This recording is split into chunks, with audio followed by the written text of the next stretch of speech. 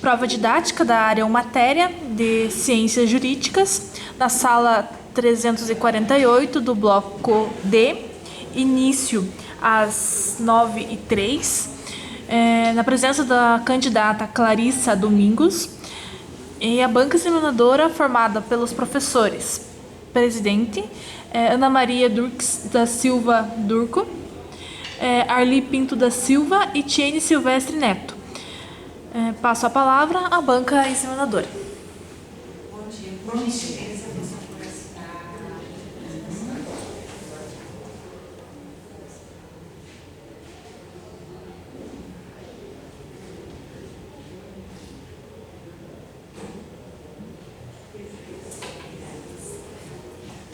Primeiramente, cumprimentar os membros da banca, se você vai ver. Desligada, fechou, não quer acabar. Nesse aqui? Aí, não. Mais uma vez. Aqui, né? Professora Ana Maria, professora Tiene, professora Eli. Então, bom dia, primeiramente. Então, eu preparei uma aula baseada nos aspectos gerais da recuperação da empresa. Partindo do pressuposto das três questões relativas à recuperação judicial, à extrajudicial e à falência. Né? Em aspectos gerais, introduzindo já a questão para os alunos de qual seria essa atividade prioritária do advogado ou do administrador, sendo um profissional da contabilidade, da administração, né? Principalmente no seu atuar junto a alguém que venha procurar o seu cliente, né? E como que ele vai colocar em ordem essa questão do atendimento, qual que é a relevância, o que ele pode fazer de uma forma didática para esse cliente. Então, primeiramente, a atividade do advogado, do profissional, né, ou do administrador, depois nós vamos ver o que seria a figura na recuperação extrajudicial, como é que ele seria atendido por esse profissional. Primeira observação, né, a habilidade na mediação e a habilidade na questão de conversa, né, didática com esse cliente. Tá? Na questão da negociação e da mediação, quando for falar do problema da recuperação judicial e de como está o estado da empresa.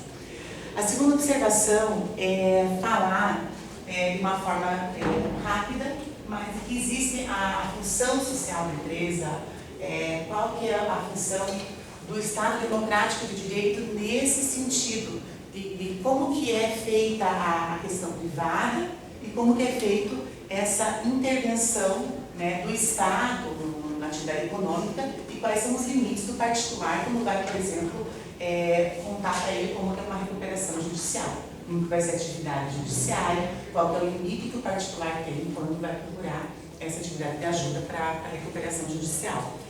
Então, o profissional, seja ele o administrador ou o advogado, ele vai primeiramente ajudar os dirigentes societários a sair do estado de crise financeira passageira, tem que deixar bem, né, claro que é passageira, para que possam se recuperar. Em segundo lugar, trabalhar na fase que antecede o pedido de antecipação da recuperação judicial. Então, deixar bem claro que, primeiramente, tenha a oportunidade de ter a recuperação extrajudicial, para depois tratar da judicial e da falência, se for o caso. Sempre dando a impressão que é algo passageiro, né, nesse prisma.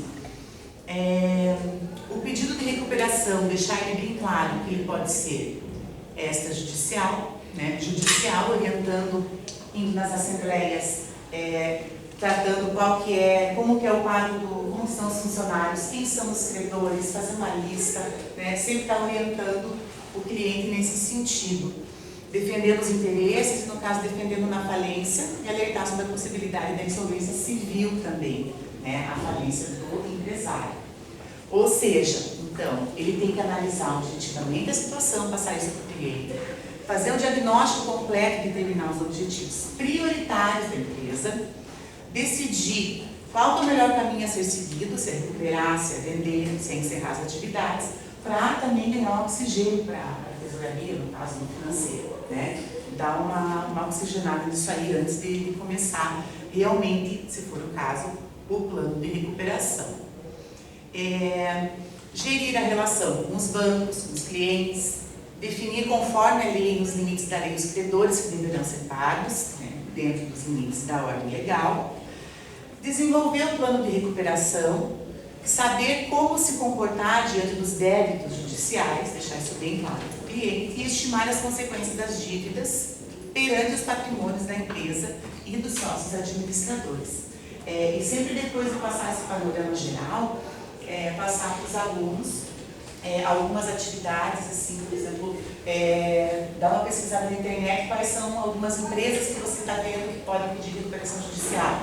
Por exemplo, a última que foi pesquisada lá, uma das empresas ligadas ao Odebrecht, né, que fizeram a recuperação em torno de 12 bilhões e colocar essa outra questão também uma microempresa, que pesquisa uma microempresa, alguma outra situação menor, para comparar e ver como é que é essa atividade. E também eu sempre utilizo esse aqui, o direito empresarial esquematizado, que ele acaba colocando todas aquelas questões de concurso, você vai discutindo, comparando no final de cada tema, né? Então isso aqui ficaria para o final da aula algumas questões para tratar. Então, feitas essas considerações sobre como, né, você fazer o atendimento para o teu cliente, para a pessoa que procura, algumas generalidades, então, em relação ao tema, né, a recuperação das empresas, seja judicial, seja extrajudicial, seja falência. Então, primeiro, a Lei 11.101, a Lei Federal, ela vai regular, então, a recuperação judicial, extrajudicial e a falência dos devedores, pessoas físicas e jurídicas que exerçam atividade econômica, regida pelas leis comerciais. Então, como eu falei anteriormente, alertar, então, os alunos, de que essa lei prevê essas possibilidades e qual seria o melhor custo-benefício dentro da lei. Falar que prioritariamente seria melhor uma recuperação extrajudicial. Sempre a prioridade no acordo, na mediação, para posteriormente, sim, demandar judicialmente uma recuperação, um plano, e toda a sua complexidade que envolve a judicial.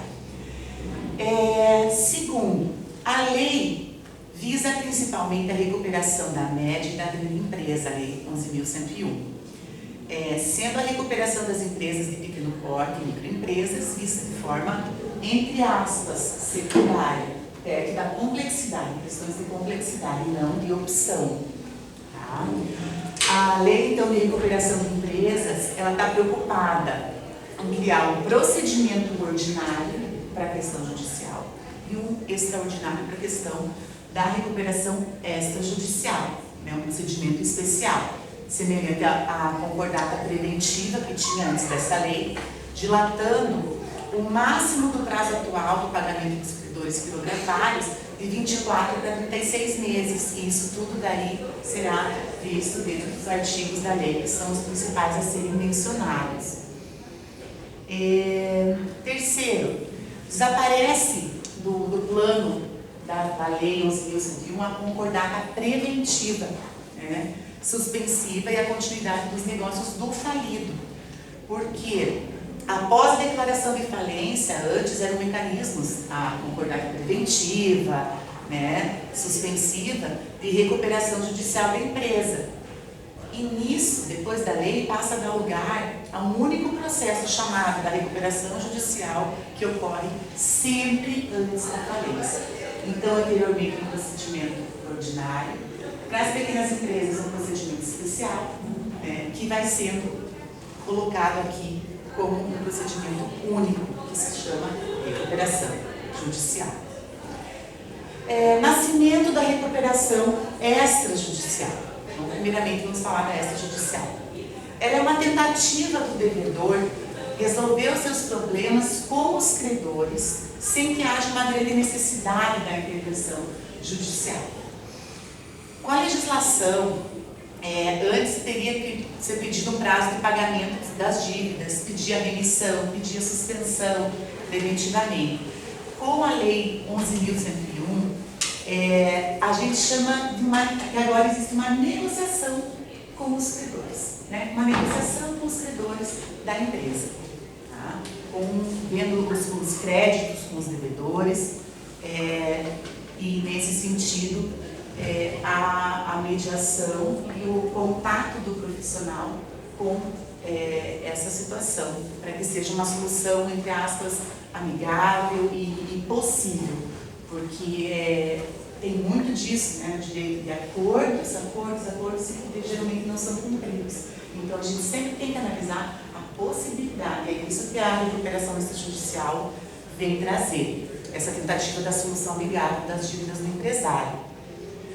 A recuperação judicial, então, excluindo a recuperação extrajudicial, a gente vê a possibilidade da judicial.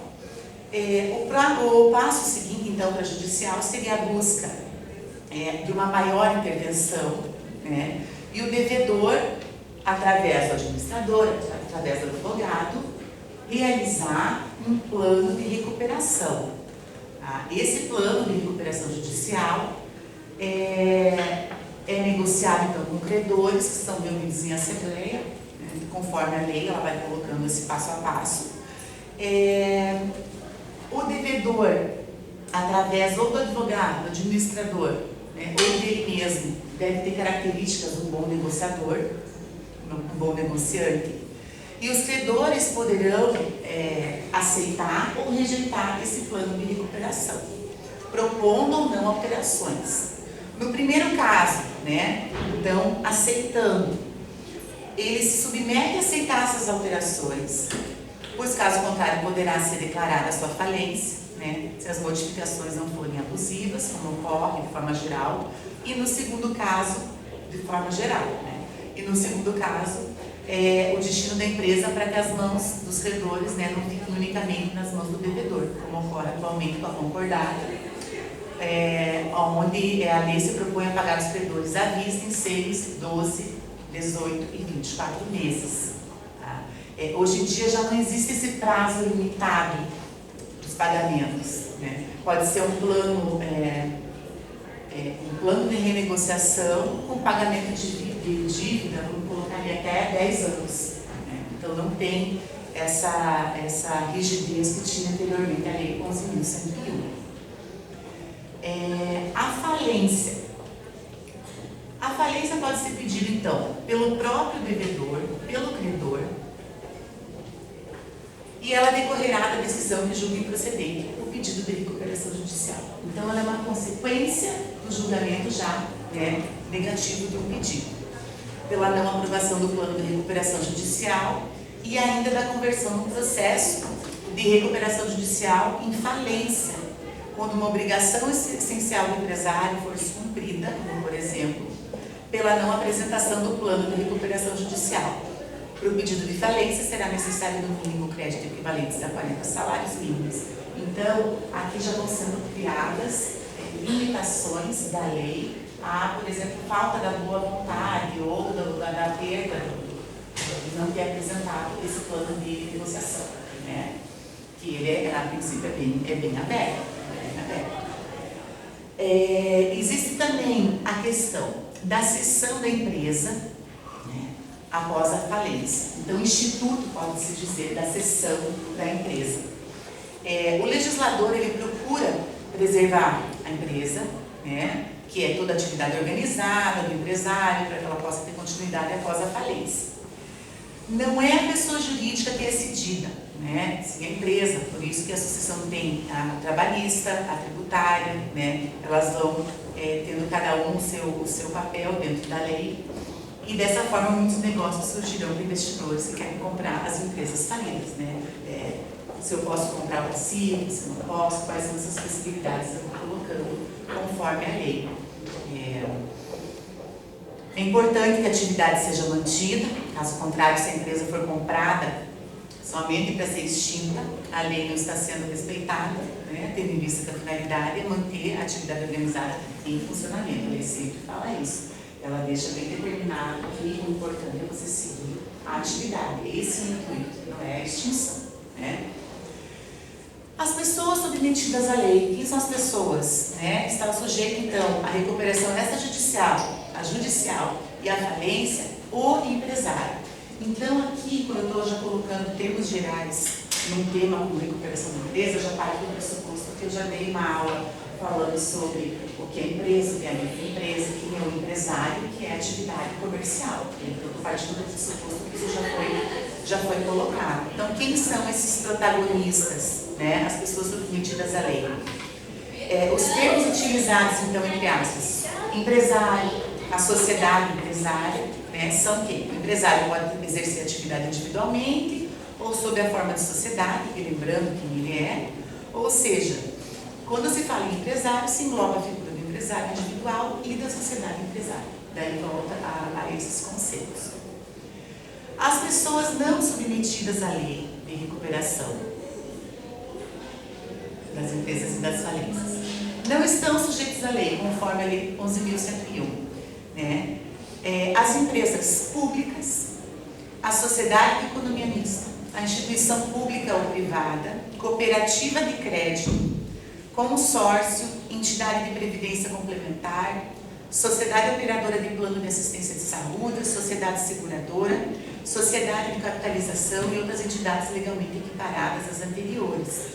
Então, daí a gente já tem que explicar o que são essas anteriormente equiparadas às anteriores, e o profissional liberal e a sua sociedade de trabalho. Daí aqui também é interessante você trazer quem são as cooperativas de crédito. Vou dar um exemplo, por exemplo, a Uniprime. Vamos dar um exemplo de seguradora e de sociedade de economia mista, né? De empresa pública. Então, daí coloca esse exemplo, excluindo que essas pessoas não são sujeitas à falência, não são sujeitas à recuperação. A suspensão das ações e execuções contra o devedor. Então, quando que isso vai ser suspenso? Esse é o intuito, né, inicial para você começar uma recuperação. Então, como que a gente vai suspender essas ações contra o devedor? As ações de execuções contra o devedor, elas não são suspensas no caso de pedido de recuperação extrajudicial. Somente são suspensas, então elas não são extintas, né? De forma geral, por ocasião do deferimento do processamento da recuperação judicial. Então, o processamento da recuperação suspende essas ações contra o devedor e a decretação da falência. As execuções de natureza fiscal e a cobrança de adiantamentos do contrato de câmbio não são suspensas pelo deferimento da recuperação judicial. É importante dizer que quando não são suspensas. No procedimento já especial, que é das microempresas, né, as ações e execuções por créditos não abrangidos pelo plano não são suspensas. Então, tem uma diferenciação nesse procedimento ordinário e no procedimento especial, quanto à suspensão das ações contra os devedores. Aqui tem algumas observações sobre os credores titulares. Que é importante, bem importante aqui, o prazo de 180 dias que é para ele se estabelecer. Então, assim, o credor titular da posição do proprietário fiduciário de bens móveis ou imóveis, tá? O credor de arrendador mercantil, de proprietário ou promitente vendedor de imóvel, cujos os contratos contenham cláusula de irrevogabilidade e irretratabilidade, inclusive as incorporações imobiliárias ou de proprietário de contrato de venda com reserva de domínio. Então, aqui eu estou exemplificando, né, quais seriam esses credores, não terá o seu crédito submetido aos efeitos da recuperação judicial, alertando o meu cliente para isso. E prevalecerão os direitos de propriedade sobre a coisa e as condições contratuais, observada a legislação respectiva. Não se permitindo, contudo, durante o prazo de 180 dias, isso é super importante, a venda ou retirada do estabelecimento do devedor dos bens de capital essenciais à sua atividade empresarial. Então, ele tem que ser mantido ali. Ou seja, a suspensão para esses últimos credores somente ocorre pelo prazo de 180 dias, chamado período de observação, nada impedindo que o bem possa ser apreendido pelo credor fiduciário após essa fase. Então, essa fase de observação, esses 180 dias, é para o credor já e organizando, né, pelo que pode, faz bem escolhe quando pode. Tá? Também não estão suspensas as ações relativas aos créditos decorrentes de financiamento de valores a receber, então não estão suspensas essas ações, garantidos por penhor sobre direitos creditórios, por títulos de crédito, valores imobiliários e aplicações financeiras. Tá? A obrigação de informação, então veja, eu já dou prazo de 180 dias para colocar essas informações bem detalhadas. Eu tenho obrigação de informação, tanto que nós vamos ver depois que tem editais, no caso da recuperação judicial, tem que ser chamado, né, os credores, será que não tem mais nenhum credor, tem que publicar isso, tem algumas formalidades. Então, a obrigação de informação. As ações de natureza trabalhista, já na falência, terão procedimento com o administrador judicial, que deverá ser intimado para representar a massa falida, sob pena de nulidade do processo. Isso, judicialmente. Atualmente, o devedor deve publicar seu estado de dificuldade, né, entre aspas, formalmente para que supostamente facilite o seu crédito. Então, aqui a lei não fala em possibilidade, ela fala em dever. Fazendas públicas, Instituto Nacional de Seguro, né, Social, INSS, serão intimados pessoalmente para que acompanhem o processamento do pedido da recuperação judicial nessas ações de natureza trabalhista. E os sócios, isso é super importante, os sócios ilimitadamente responsáveis também serão considerados falidos e por isso deverão ser citados para apresentar uma compensação. Então, tem essas obrigações aí de intimação relativas a essa natureza da ação trabalhista e dos demais sócios com responsabilidade ilimitada. O direito de prioridade de recebimento dos créditos no processo de recuperação extrajudicial.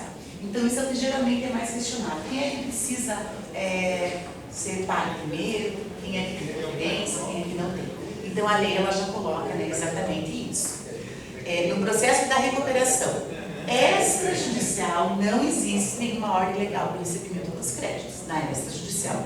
É toda uma preparação e é uma composição de acordo a essa judicial. Por isso que nós sempre prezamos e repetimos e frisamos. É o ideal, dentro da possibilidade. O pagamento, então, na extrajudicial deverá ser feito conforme ficar acordado entre o devedor e o seu credor e sujeito ao processo. Acordo. Já o mesmo não ocorre com a recuperação judicial. A exclusão dos créditos do processo, né, antes de falar da judicial ainda, a exclusão dos créditos do processo extrajudicial, como que eles são excluídos? Não estão obrigados a participar do processo de recuperação extrajudicial quais créditos?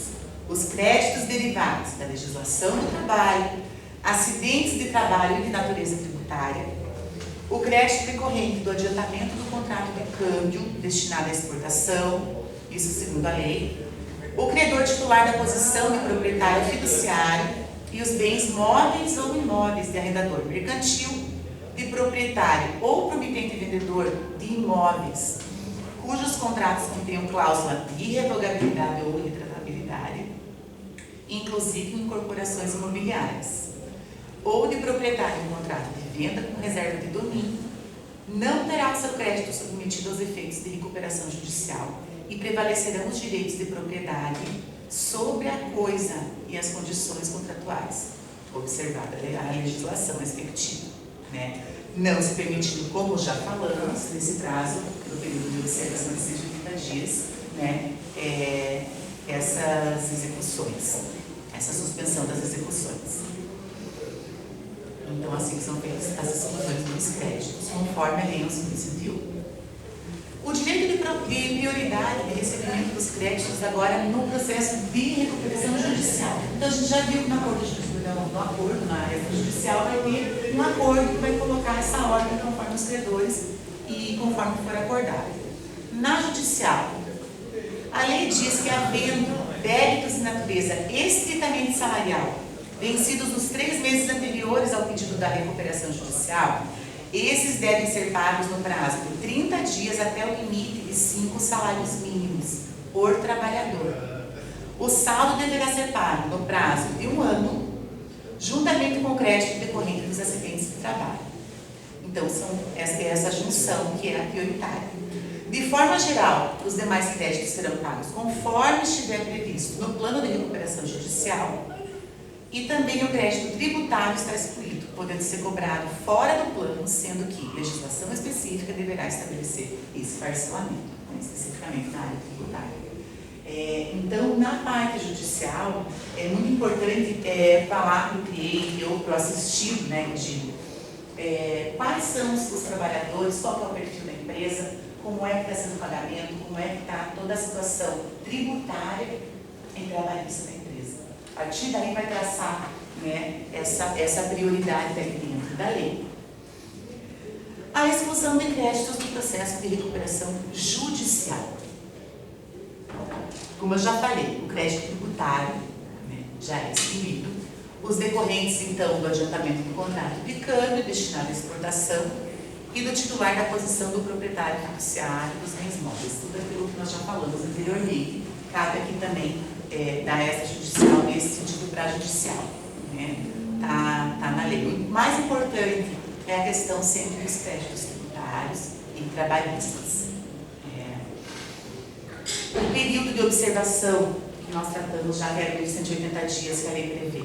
Então, esse período de observação, conforme a lei, de interpretação literal, constitui-se num lapso temporal de 180 dias, concedido pelo legislador para que seja analisada, concedido pelo legislador, não é pelo juiz. Então, isso é importante falar também, que o legislador coloca esse prazo para que seja analisada a viabilidade da continuidade dos negócios do empresário durante essa fase. E também daí para durante essa fase o credor não poder vender ou retirar do estabelecimento do devedor bens de capital essenciais à sua atividade empresarial, porque poderia dificultar ainda mais as dificuldades econômicas e financeiras. Aqui também estão incluídos bens móveis e imóveis, não precisam estar necessariamente dentro do estabelecimento do devedor, como, por exemplo, o veículo utilizado para o transporte de mercadorias. Então, também é importante daí deixar bem claro para os alunos o que seria o estabelecimento comercial, né? O que seria relembrar os bens, né, da empresa, que não são somente bens móveis, os imóveis e quais são as funções. Então, aqui é a função da lei, principalmente esse período de observação, de dizer: eu quero que dê continuidade a essa empresa, eu quero a prioridade que essa atividade seja continuada. Né? Essa é a prioridade e é o intuito da função social da empresa dentro desse prisma da lei 11.101. Então, esse período de observação serve justamente para isso, para dizer: olha, vamos ver se você consegue, tem que ter, né, a concretização da viabilidade dessa atividade ainda.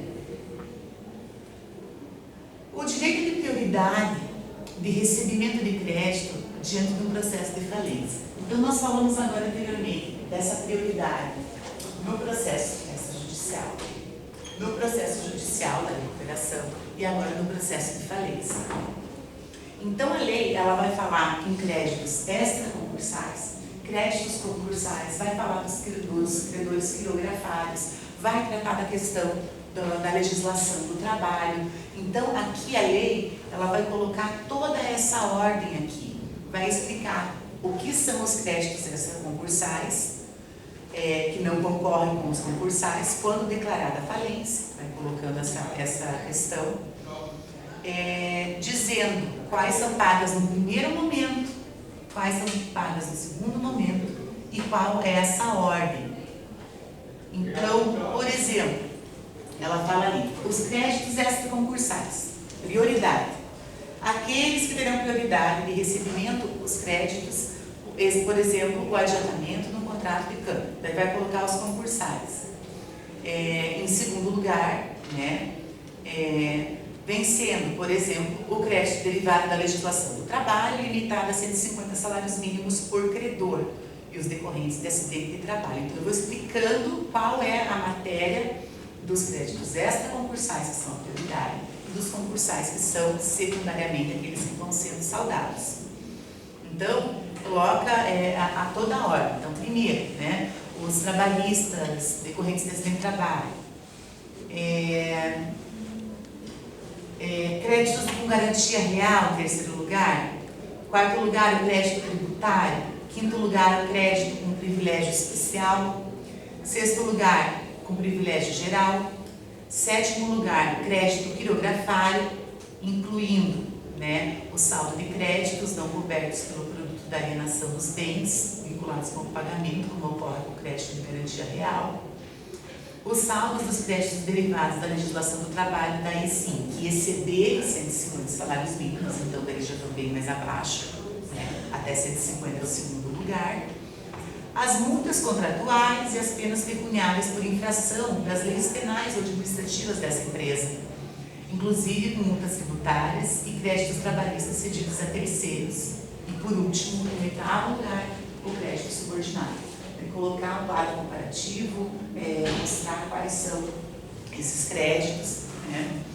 E que necessariamente essa é a ordem legal, não existe o que mencionar sobre isso. A exclusão dos créditos na falência. Os pedidos de restituição serão feitos na forma paralela ao recebimento dos créditos acima mencionados e não concorrem com esses. Então não há concorrência dos créditos da falência. Mudança dos órgãos. Então, vamos explicar daí que existe uma assembleia, né? Nessa assembleia é onde tem a principal sensação ou de confiança que está tudo dando certo, o advogado, o administrador está indo junto, ou que realmente tem que ir contra o procedimento, né? Então, explicar que existe então a instituição da Assembleia Geral dos Credores, prevista pela lei. Responsável pelo quê? Por decidir, entre outros, sobre a continuidade dos negócios do falido na recuperação judicial e na falência. Então, fora dizer qual é o rumo a ser seguido, essa Assembleia de Credores busca a satisfação de todos os créditos da empresa. Ela é formada por credores titulares de créditos decorrentes da legislação do trabalho ou decorrentes de acidente do trabalho, então tem esses credores. Né? Também titulares de créditos com garantia real ou titulares de créditos quirografários, com privilégio especial, com privilégio geral ou subordinados. Então eu vou colocar que existe a Assembleia dos Credores, quem são, o que eles fazem e qual é a finalidade. Desaparecem, né, alguns termos utilizados no processo de concordata, processo de falência, por exemplo, como síndico, o comissário, alguns sujeitos que existiam antes da lei e que hoje, né, eles são chamados de administradores. São os administradores judiciais. Quem são esses administradores judiciais? Então, aqueles nomeados com a abertura do processo de recuperação judicial e falência e do gestor judicial, quando o administrador for afastado dos negócios durante o processo de recuperação judicial. Então, falou em recuperação judicial, tem-se na Assembleia, tem-se os credores e existe daí a figura do administrador, né, ou, no caso, ele tendo que se afastar do gestor, que ambos são indicados, né, nomeados pelo juiz. Eles podem ser indicados pelas partes? Podem, mas quem vai decidir, né, vai ser o juiz. Inclusive, existe daí aqueles que já têm a lista deles. Né? O juiz vai colocar de acordo com a ordem. Vai ser nomeado com a abertura desse processo. A partir da assembleia desses credores, existe então a criação de um comitê de credores, no caso da recuperação judicial, responsável, entre outras, pela fiscalização da gestão do devedor. Então, são fiscais do devedor e como ele se comporta após ser dado o início, né, do pedido de uma recuperação judicial.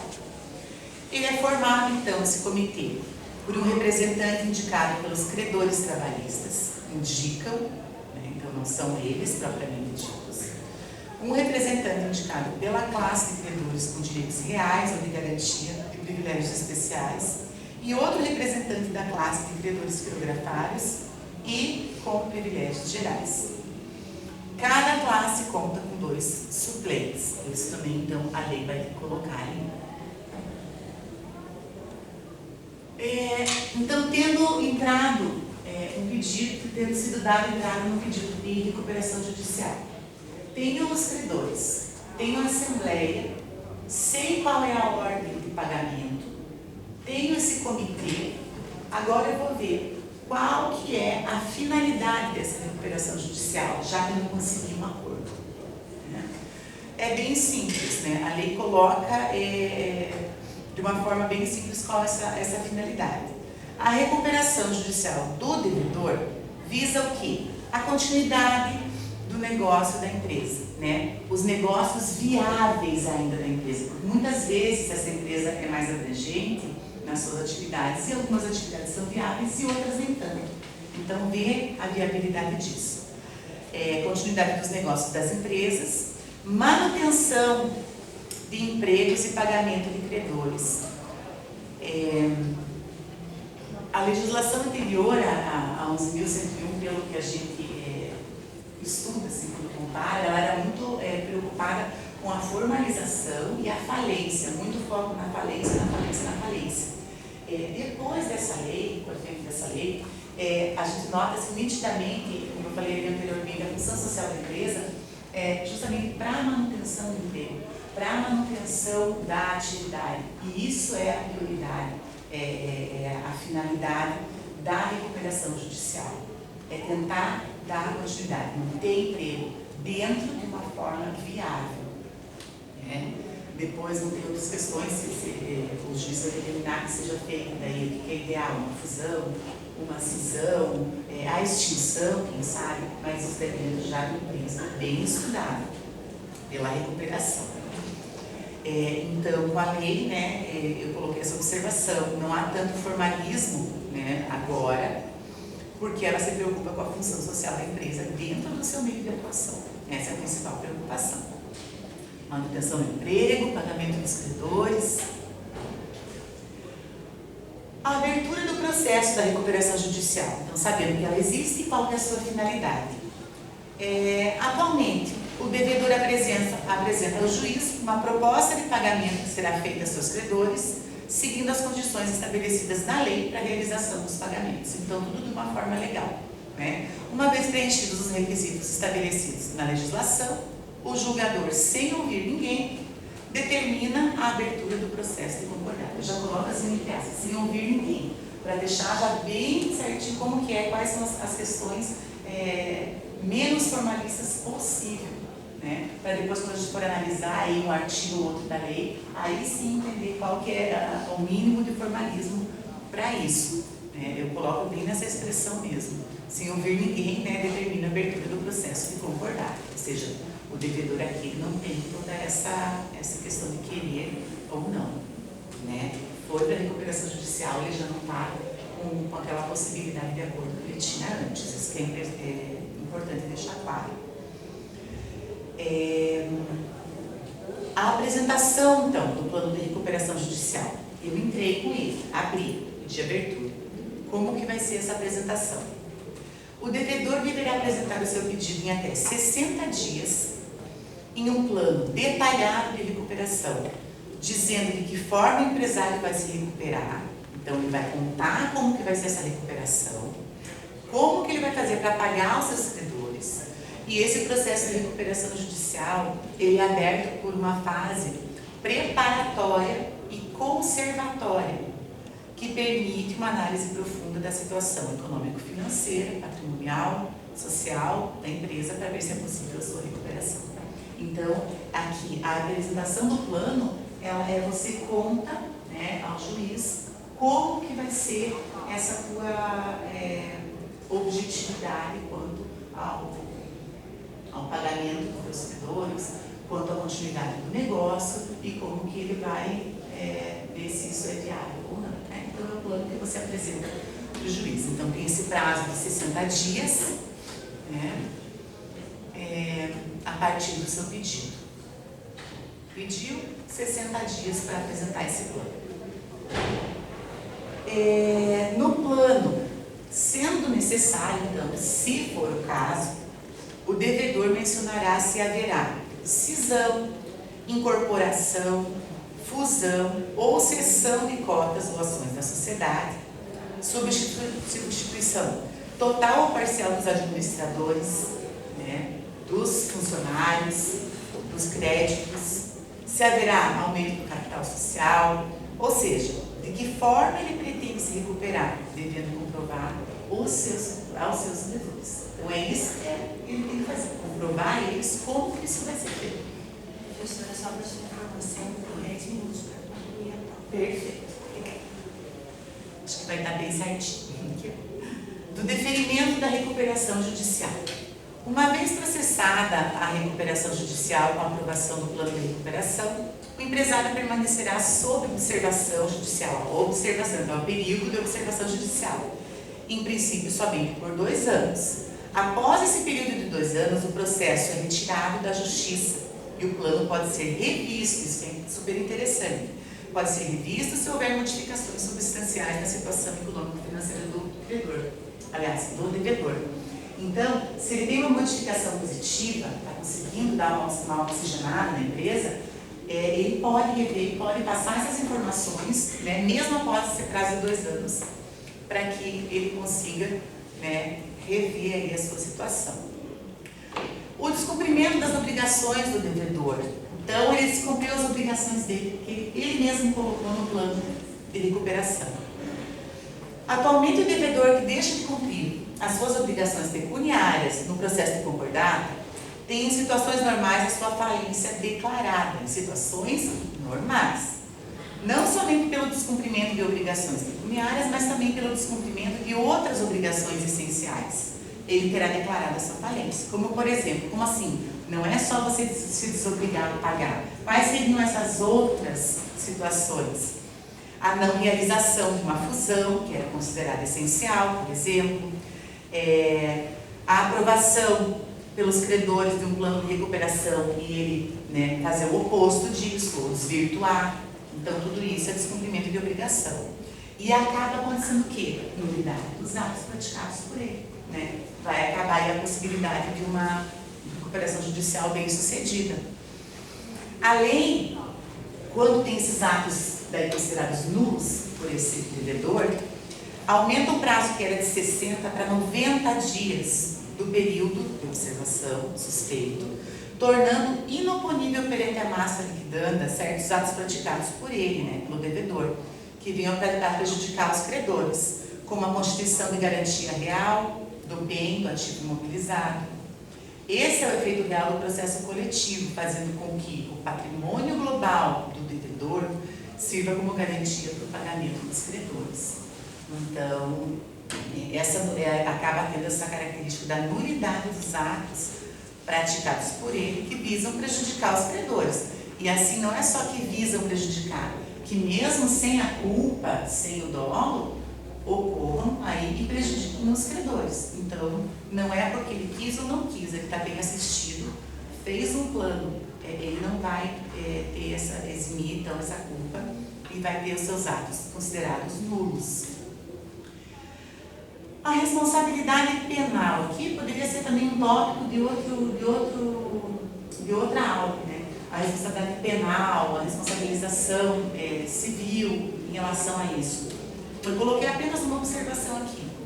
A lei é rigorosa, né, para tratar os alunos, ela é rigorosa no aspecto penal, tipificando novos crimes e aumentando penas, dando ensejo à prisão preventiva do devedor e ou de seus representantes. Então, aqui é importante a gente mencionar, no caso concreto, que daí após a aula será analisado, né, principalmente os casos que tiveram, né, ultimamente, a gente pode falar um pouquinho da conveniência, da questão dessas empresas todas que tiveram todo, né, essa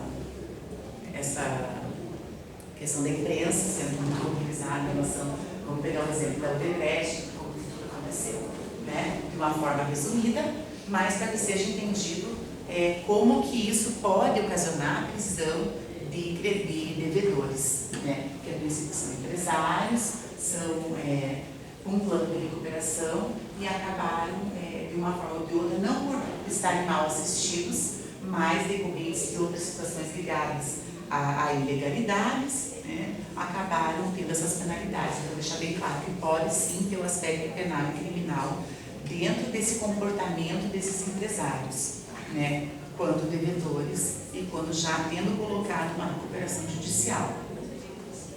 Essas delações, né? Daí fala da delação premiada, dá um exemplo.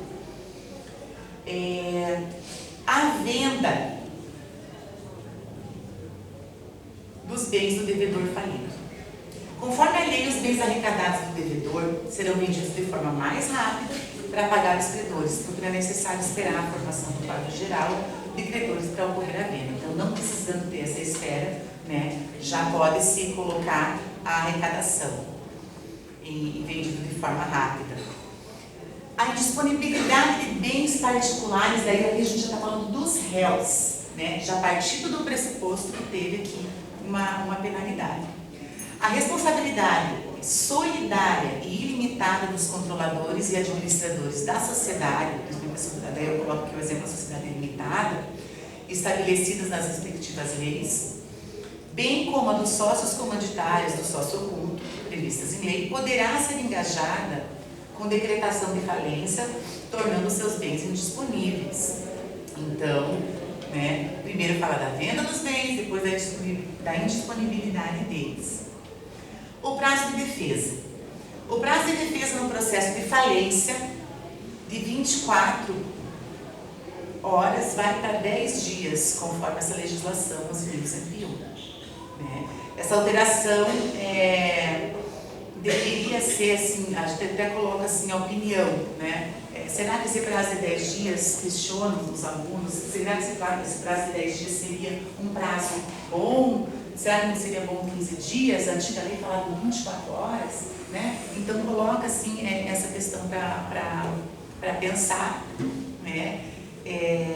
O processo falimentar, depois vai ter uma questão sócio da falência, né? É um processo bem gravoso, né? Tem outros tipos de consequências.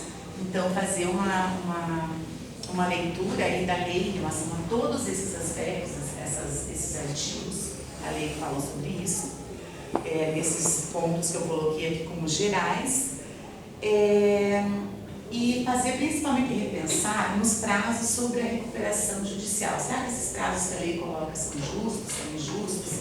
O que é justo?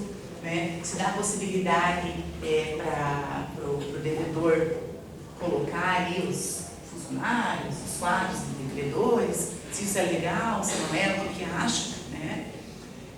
Porque geralmente nós temos que deixar bem claro assim, se essa dificuldade ela é passageira ou ela é algo realmente que vai causar a extinção da empresa, para daí o aluno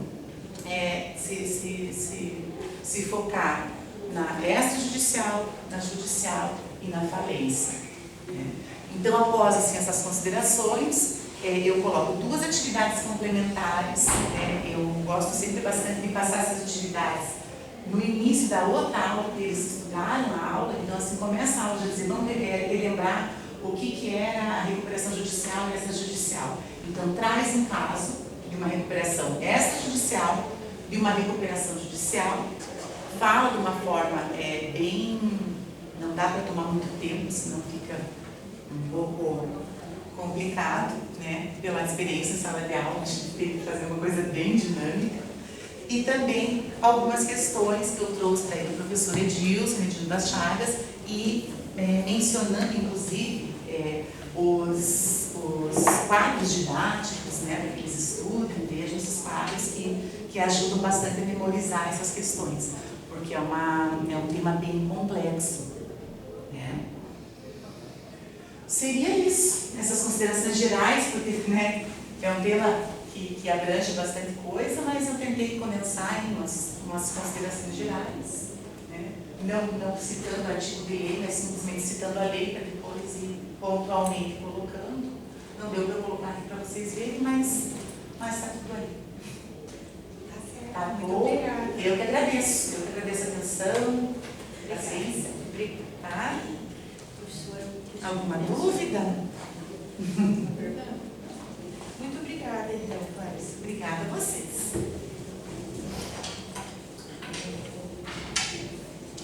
49.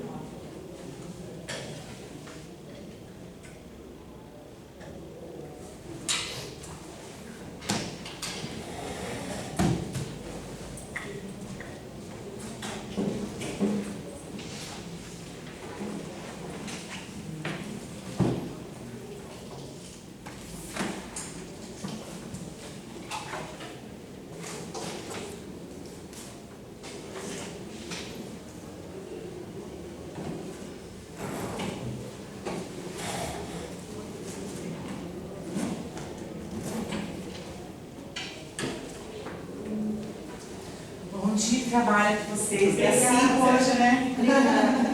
Gosta a porta por fora.